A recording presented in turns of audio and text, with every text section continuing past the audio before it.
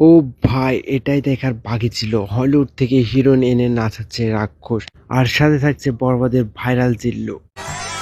তবে এবার আর জিল্লু মাল দে নয়, ডিরেক্ট খাইয়া দে।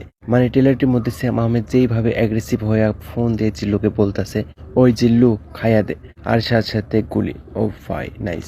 আর আমার বিশ্বাসই হচ্ছিল না রাক্ষস সিনেমার মধ্যে যে জিল্লু থাকবে, আর বলিউডের অ্যাক্ট্রেস নাটালিয়াকে দেখতে পাবো রাক্ষসের আইটেম সঙ্গে। আর এই নাটালিয়া শুধু বলিউড নয়, হলিউডের 365 ডেজ এর মতো হলিউড মুভিতেও কাজ করেছে, সাথে বলিউডে হাউসফুল 5, মাস্তি এবং সালমান খানের বিগ বসেও কাজ করেছে। আমার মনে হচ্ছে শ্যাম আহমেদের ক্যারিয়ারের বেস্ট মুভি এটা হতে যাচ্ছে। আর শুধু তাই নয়, বরবাদের রেকর্ড ভাঙতেও চলেছে রাক্ষস। তবে দেখুন, শ্যাম আহমেদের রাক্ষস আর শাকিব খানের প্রিন্সের মধ্যে কত তফাৎ। শাকিব খানের এই প্রিন্সের ট্রেলার দেখার পর তো আমার মনটাই ভেঙে গেছিল, আর অন্যদিকে রাক্ষসের ট্রেলারটি আমার মনটাকে আবার জোড়া লাগাই।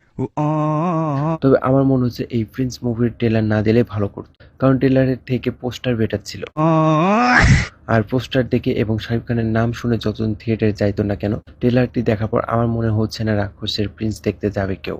আর মেহেদী হাসান হৃদয় ভাইকে মন থেকে রেসপেক্ট করতেছি, আসলে আপনি সেরা। তো এই রাক্ষস সিনেমাটার মধ্যে কি নেই ভাই, সব আছে।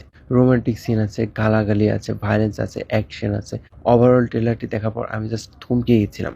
মেহেদী হাসান হৃদয় ভাই এই ঈদে মুভি না নিয়ে আসলে হয়তো এইটা মেগা স্টারের ফ্লপ ছবি দেখা লাগতো। তবে না, আরো রয়েছে, দম রয়েছে, কিন্তু দমেও কফি কফি গন্ধ লাগছে। তো আমার কাছে বেস্ট, এবং আপনাদের সাজেস্ট করব এই ঈদে যদি মুভি দেখতে থিয়েটারে যান, তাহলে আপনার জন্য বেস্ট হবে রাক্ষস। তারপরে রয়েছে প্রিন্স, দম, প্রেসার কুকার, আরো অনেকে। তো আপনার পছন্দের মুভির নাম লিখে যাবেন, যেটা আপনি এই ঈদে থিয়েটারে দেখতে যাবেন।